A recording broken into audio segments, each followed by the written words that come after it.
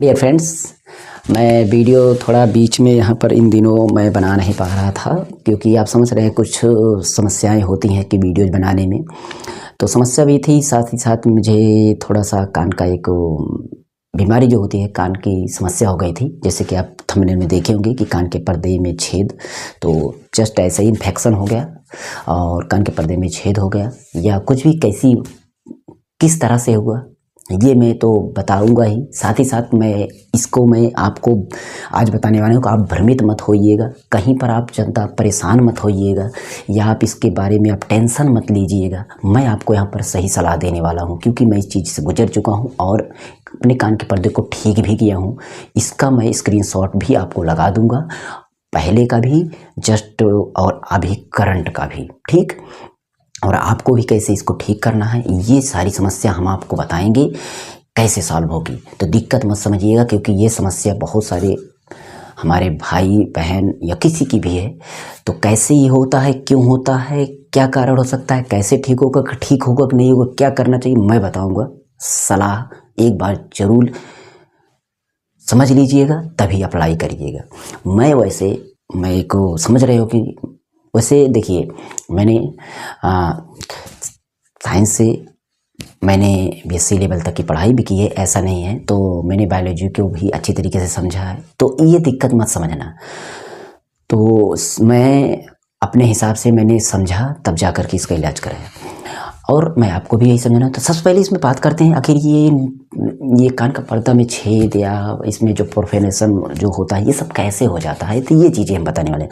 तो देखिए ये होता कैसे है, कभी कभी क्या होता है कोई मार दिया तो लग जाता है चोट, तो हवा नहीं पास होती है तो अंदर की तरफ पास हो गई तो फट सकता है, ये भी रैप्चर हो गया। और दूसरा कारण ये हो सकता है कि नहा रहे हैं और ज़्यादा प्रेशर पानी का पड़ गया तो वो भी कमज़ोर रहता है तो वो भी फट सकता है, छेद हो सकता है। या आपको कोई कान को इसमें आप साफ़ करते हैं जो आपके यहाँ पर जैसे कोई भी स्टिक द्वारा किसी भी ऐसी चीज़ से आप साफ़ करते हैं तो हो सकता है उसमें से आपका कान का पर्दे में छेद हो सकता है। तमाम समस्या ये सब होती हैं। उसके बाद अगर ये सब समस्या नहीं है तो आपका कान का पर्दा फट सकता है, छेद हो सकता है या कुछ भी डैमेज हो सकते हैं यदि आप कोई इधर उधर का ड्रॉप डाल लेते हैं। इधर उधर का ड्रॉप आप कान में मत डालिएगा, ये ध्यान दीजिए। ड्रॉप तभी डालिएगा अच्छे डॉक्टर से सलाह पर, ईएनटी के सलाह पर ड्रॉप डालिएगा। कभी अपनी सब ड्रॉप मत डालिए क्योंकि कान के बाहर साइड कुछ भी नहीं है तो आप ड्रॉप किस लिए डालेंगे। आप एक बार खुद सोचिए, कान के बाहर साइड में कुछ है नहीं तो क्यों ड्रॉप डालेंगे। सारी चीज़ें तो अंदर है तो ड्रॉप तो जाने वाला नहीं है तो क्या मतलब ड्रॉप। हाँ, सफाई मात्रा करिए, इन्फेक्शन फंगल चीज़ें ख़त्म करना ड्रॉप डाला जाता है, फंगल चीज़ें ताकि इन्फेक्शन ना हो, कुछ भी ना हो, ये चीज़ें। तो ड्रॉप बहुत रेयर केस में आपको डालना है। तो ये सारी चीज़ें तो आपको एक काम करना है कि जैसे कि आपको मान लीजिए ये ड्रॉप हो गया, उसके साथ साथ आपको कोई भी आपका इन्फेक्शन हो गया है तब आपको ड्रॉप नहीं डालना है। आपको ड्रॉप डालने से पहले आपको दवा का यूज करना है, जो खाने वाली दवा होती है और दवाएं यूज होती हैं। तो कुछ ड्रॉप ऐसे होते हैं कि वो काम करते हैं उनमें, तो वो आप डॉक्टर की सलाह से ड्रॉप लीजिएगा। तो इन्फेक्शन द्वारा होता है, तो इतनी चीज़ें होती हैं। इन्फेक्शन आपका मतलब उसमें इन्फेक्शन हो गया, फंगल बैक्टीरिया लग गए उसमें, खाने लगे और उस तरीके से पक गया और तो धीरे धीरे करके आप दवा कराए तो उसमें छेद हो गया। क्योंकि वहाँ का स्किन जो है अगर वो ख़त्म हो गया तो आपका छेद होना ही है। स्किन जितनी दूरी अगर लग गया, जितनी दूर तक वो लग गया तो वो तो साफ़ होना है, तो उतनी दूर बिल हो सकता है, जिसको बोलते हैं छिद्र हो सकता है।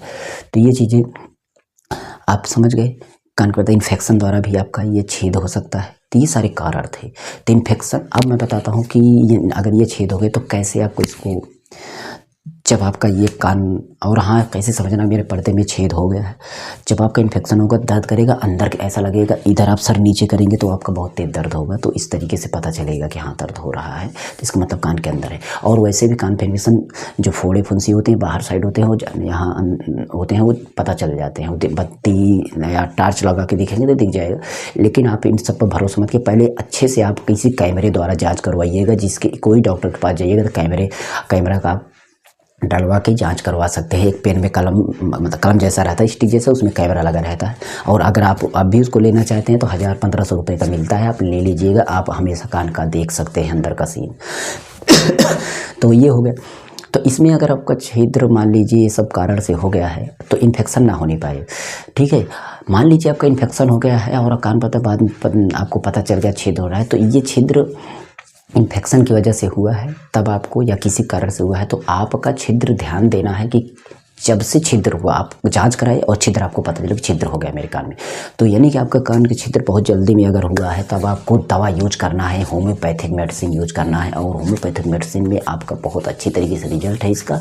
मैंने भी जस्ट मेरा इन्फेक्शन हुआ तो मैंने क्या किया, दवा कराता रहा, अंग्रेजी दवा, एलोपैथी दवा मैंने कराया, इन्फेक्शन ख़त्म किया, पूरा सूख गया एकदम, जस्ट कोई दिक्कत नहीं, बस सुनाई देने में दिक्कत थी, सुनाई कम दे रहा था और इधर से हवा पास हो रही थी और इधर मैं करूँ तो कोई भी इधर इसमें करी, इसमें कोई सेंसेशन, यहाँ करने पर कोई सेंसेशन नहीं हो रहा था, इसमें हो रहा था। यहाँ पर अगर मैं इस तरह करूँ तो कोई डप डुप नहीं हो रहा था, इसमें हो रहा था।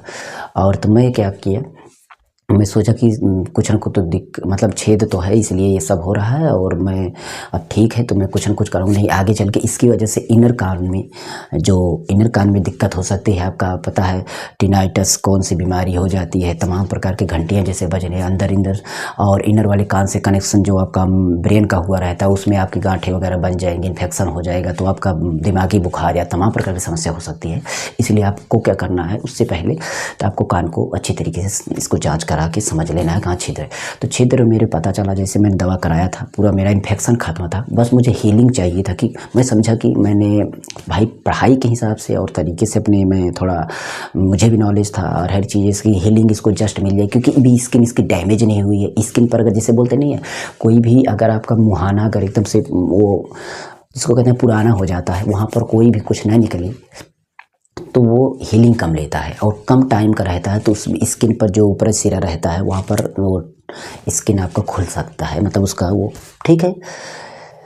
तो इस तरीके से आपको समझना है, तो वहाँ पर वो हीलिंग जल्दी होती है। अगर जल्दबाजी में आप ये सब दवा कराते हैं तो दवा कराने के लिए आपको होम्योपैथिक में जाना, होम्योपैथिक आपको किसी भी डॉक्टर के पास जाना, नहीं तो मैं यहाँ पर कुछ दवा बताता हूँ, ये दवा आप निफिक्र होकर अपने आप भी यूज कर सकते हैं, कोई दिक्कत नहीं होगी। ये डॉक्टर की सलाह तो आप ले लेंगे तो ज़्यादा बेटर रहेगा, बट यहाँ पर आपको कुछ दवा ऐसी हैं इसमें जो आप बिना सलाह के भी यूज कर सकते हैं अगर आपको दिक्कत है तो। लेकिन ये ध्यान देना, कब से बीमारी जस्ट करंट में है, जल्द से जल्द है तो आप करेंगे तो आपको रिजल्ट जरूर मिलेगा और कान का पर्दा आपका भर जाएगा।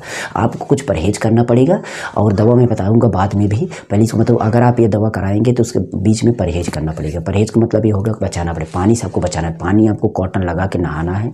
ऐसा नहीं डूबते समय ही नहाए, मतलब डुबकी लगा के नहा रहे हैं तभी नहीं, आप ऐसे भी नॉर्मल नहा रहे हैं तो पानी नहीं जाने पर, क्योंकि पानी के साथ साथ बालू के कण, बहुत सारे कण होते हैं, गंदा पानी होता है तो वो जाता है पर जम जाता है तो उसमें फंगल चीज़ें जा सकती हैं। तो ये चीज़ें आप ध्यान देना है कि पानी कॉटन लगा के नहाना हमेशा। ठंड में आपको यहाँ पर आपको हमेशा टोपी लगा के चलना है। आप बाइक पे चल रहे हैं, किसी भी चल रहे हैं तो आपको टोपी लगा लेना कान में। आप अगर ईयरफोन यूज़ कर रहे हैं तो उसका जो रबर होता है उसको साफ कर लीजिए, कोई दिक्कत नहीं। ईयरफोन लगा के आप कान को अंदर जाने ना पाए, उसको लगा के आप बाइक को चला सकते हैं, लगा लीजिए, उसके बाद निकाल दीजिए ताकि उससे कुछ अंदर जाने ना पाए।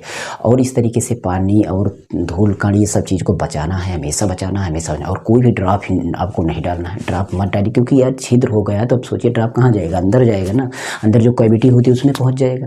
इनर वाले कान को इन्फेक्शन करने लगेगा, उसमें मतलब उसमें जाएगा, दिक्कत करेगा। तो दिक्कत आपको पर्दे में है और आप दूसरे को दवा दे रहे हैं तो क्या मतलब बताइए।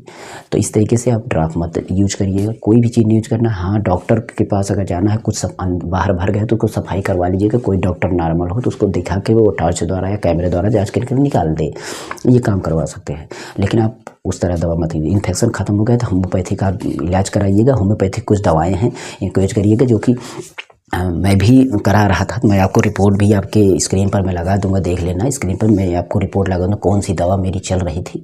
और मैंने भी गया तो डॉक्टर से सलाह लिया, बोला कि डॉक्टर साहब क्या आप हमारा इलाज कान के पर्दे का कर सकते हैं। बोला कि क्या दिक्कत है, तो हम बोले छेद है। तो कहें कि तो अब क्या है डॉक्टर, वो सब सारी मशीनें तो रखे नहीं है, उनको आप वैसे करके दवा लेंगे तो दिक्कत होगी। आप खुद उनको रिपोर्ट करके लीजिए। रिपोर्ट मतलब आप बना के लीजिए, कहीं पर आप कैमरे जाँच करा के उसका वीडियो बनवा लीजिए, उसका कैमरा फोटो बनाए ताकि वो देखे डॉक्टर कितना इन्फेक्शन है, कितना परफोरेशन है या कितना आपका छेद है, तो वो उस तरीके से करके लेके जाएंगे तो आपको मिल जाएगा। तो मैंने ले गया था, मैं बोला कितना है, तो बोला कि कहाँ कैसे करें, मैंने बताया कि अपने में है, तो मैंने दिखाया, तो बोला अच्छा ठीक है तो मैं दे रहा हूँ दवा। तो दवा उसने लिखा, तो जो मैं दवा बता रहा हूँ इन्हीं में से दवा लिखा, पर्चा मैं लगा दूँगा स्क्रीन पर, देख लेना यही दवा है, आप पढ़वा लेना किसी डॉक्टर से कि यही दवा है, स्क्रीनशॉट कर लेना। ओके, बाकी मैं कुछ दवा बता रहा हूँ, ये दवा मैंने डॉक्टर से पूछा तो वो भी बताए, और बाकी इसी में दवा में से मेरी भी दवा है कुछ। ओके, और साथ ही साथ मैं दवा का नाम बता देता हूँ, आप दवा देख लीजिएगा। कुछ दवा है, इनको आप अपने सलाह से भी यूज कर सकते हैं, आप नहीं डॉक्टर सलाह लेंगे तब भी चल जाएगा आप, क्योंकि डॉक्टर द्वारा ये बताया गया है। मैं वहाँ डॉक्टर से भी पूछा, और साथ ही साथ आप बोलेंगे डॉक्टर का एड्रेस क्या है, देखिए डॉक्टर का एड्रेस यहाँ पर है, यहाँ पर ये उत्तर प्रदेश पड़ता है, यहाँ पर है, और बहुत आपका अंदर है। कुल मिलाकर आप कमेंट मतलब व्हाट्सएप ग्रुप में आइएगा, मैं बता दूँगा। तो इसके लिए आपकी दवा एक पड़ती है, इसमें आपका एक पड़ जाता है, जैसे कि सबसे पहला आप ऑलराउंडर यूजेज है साइलेसिया का। साइलेसिया आपका 30 CH है, आप 30 CH मतलब 30 पोटेंसी में आपको लेना है इसमें साइलेसिया को। तो साइलेसिया का आपका यूज करने, रही बात स्पेलिंग साइलेसिया को लिखने में, तो SILICA 30, ठीक है साइलेसिया। तो इसको आप लेकर यूज कर सकते हैं, ये पर्दे परफोरेशन के लिए अच्छा माना जाता है, काम करता है। और इससे भी अच्छा है लीडमपाल, मतलब इससे भी अच्छा नहीं, इसके कमरे में दोनों दवा ले सकते हैं, ये दोनों दवा ले सकते हैं, क्योंकि ये एक इन्फेक्शन के लिए आपका ख़त्म करेगा, तो एक आपका हीलिंग के लिए, तो ये दोनों चीज़ें आपका इसमें तमाम चीज़ें होती हैं। साथ ही साथ कभी इन्फेक्शन नहीं होता तभी हीलिंग होती रहेगी।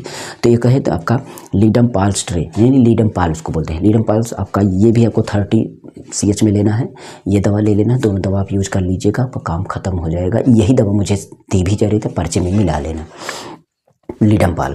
और एक दवा होती है रस्टॉक्स, रस्टॉक्स ले सकते हैं, ये आपका रस्टॉक्स जो होता है ये आपका दर्द के लिए भी यूज होता है, और तमाम चीज़ें हीलिंग के लिए यूज होता है, तो इसको भी यूज करते, बट इसको भी यूज मत करना। मैं बोल रहा हूँ कि इसको मुझे पर्चे में दे मिला लेना, ये दवा क्या दी गई थी आप मिला, क्योंकि कुछ लिखावट ऐसी होती है समझ में नहीं आता है, ठीक है। तो ये दवा भी मैंने, लेकिन मैं बोल रहा हूँ रस्टॉक्स आप ले सकते हैं। तो ये आपको कब ये होता है, जैसे नहाते हुए छेद हो गया है या कुछ भी छेद हुआ है ना, तो उसमें ये काम करता है, दर्द हो रहा हो तो। लेकिन रस्टॉक्स अभी छोड़ दीजिए। दूसरी दवा आपकी है, तीसरी दवा, रस्टॉक्स छोड़ने के बाद तीसरी दवा ये बन रही है, और रस्टॉक्स लेने के बाद चौथी दवा हो जाएगी। तो आपका देखिए ट्यूबरकोलिनियम, ट्यूबरकोलिनियम जो होती है, ट्यूबरकोलिनियम जो होती है, ये दवा आप यूज कर सकते हैं, जो कि इसको भी आप 200 पोटेंसी में होता है, इसको आप डायरेक्ट जीभ पर ले सकते हैं। आप 4-5 बूंद 6 बूंद ले लीजिएगा, 2-3 टाइम लेते जाइएगा। आपको एक मंथ, मतलब एक बार ले लिए तो आप एक मंथ बाद लीजिएगा, एक बार ले लिए तो एक मंथ बाद लीजिए, क्योंकि इसका पोटेंसी ज़्यादा होता है, और इसका मतलब समझ रहे हैं ना, पावर इसका ज़्यादा होता है। तो आप इसको ध्यान दीजिएगा, ट्यूबरकोलिनियम को आपको जी पर ही लेना है, और 200 पोटेंसी का होता है, तो इसको आपको टाइम देना है 1 मंथ के आप। और एक होता है आपका, यहाँ पर देखेंगे तो आपका होता है काली मूर होता है। काली मूर जो होता है ये भी यूज कर लेना, क्योंकि ये वहाँ पर भी डॉक्टर ने बताया, और मैंने बहुत सारी वीडियो को देखा, बहुत सारी वीडियोज़ को लेने के बाद ये दवाएं हैं, ठीक है। तो काली मूर जो होता है ये दवा भी आप यूज कर लेना, कर सकते हैं। इसको भी आप ये 30 क्या 6 CH में होता है, इसको भी जीभ पर आप ले सकते हैं। काली मूर ये भी अच्छी दवा मानी जाती है, बेटर रिजल्ट देती है, ले सकते हैं इसको। और आपका पल्सट्रोन, देखिए पल्सट्रीला, आप पल्सट्रीला ये दवा मुझे शायद दी जा रही थी, मैं उसमें आप मिला लेना पल्सट्रीला। ये 30 से ये दर्द मवाद और सभी चीज़ें जो भी हो ये भी कम करता है, और इन्फेक्शन को ख़त्म करता है, और अच्छे तरीके से होता है। और एक कैलकेरिया फ्लावर होता है। कैलकेरिया क्या होता है, कैलकेरिया फ्लेवर, कैलकेरिया फ्लेवर जो होता है वो 6X में होता है, ये भी बहुत अच्छी होती है। इसमें गोली में आप डाल के इसकी गोली 2-3 गोली आप खा सकते हैं आराम से, और चूस लीजिएगा, मतलब आराम से ले लीजिएगा। ये जो भी होता है ये भी मुझे दी गई थी, तो 2-3 बार में चेंज की गई दवाओं में ये दवाएं कुछ थी इसमें से। आप ये दवाएं यूज करिएगा, बिना किसी सलाह से भी यूज कर सकते हैं, आराम से काम करेगा। लेकिन दिक्कत यही है कि आपका टाइम कम हुआ है, हीलिंग के लिए टाइम कम हुआ हो, क्योंकि आप ये मैं बोला कि मेरी ये प्रॉब्लम थी, तो मैं इन्फेक्शन ख़त्म किया एलोपैथी द्वारा, इन्फेक्शन ख़त्म हो गया, सारी समस्या दूर हो गई, मुझे कोई दिक्कत नहीं थी। बट यहाँ पर थोड़ा सन कर रहा था, मुझे पता चल रहा था, भारी भारी लग रहा था। तो मैं सोचा कि इसको मैं ऑपरेशन कराऊंगा। मैं पहले जाके ईएनटी को देखा हूँ, तो ईएनटी देखने में मैंने सोचा कि इसमें होम्योपैथिक में, क्योंकि होम्योपैथिक में अपनी माँ का इलाज करा रहा हूँ, हमेशा पैर का, इस सब का इलाज चलाता हूँ। तो मैं सोचा कि कान के लिए भी देखूँ, तो बहुत सारे डॉक्टर कर लिया, तो कान ठीक हो जाता है। तो मैं सोचा ठीक हो जाएगा तो मैं इसको दिखाऊंगा। तो मैं वहाँ गया, तो उनसे बात किया, तो बोला कि ठीक है, और 3 महीने 4 महीने का रिजल्ट है, आप जो मैंने स्क्रीन पर लगाया और देख लीजिएगा, मैं फिर से लगा दूंगा। जो ये आपका 3 महीने का 4 महीने का रिजल्ट है, देख लीजिए। छिद्र पहले था वो भर गया। अब मैं 5-6 महीने के बाद फिर से मैं आपको दिखाऊंगा कैसा रिजल्ट है मेरा, इसके बारे में। और आप भी यूज करना, कमेंट करना, और हमें व्हाट्सएप करना हमारे पास ग्रुप में आके, तो मैं उसका भी आपको सलाह दे दूँगा। ओके, चलिए मिलेंगे। और कोई दिक्कत हो तो बता रहा हूँ ना, तो ये सारी दवाई यूज कर लेना।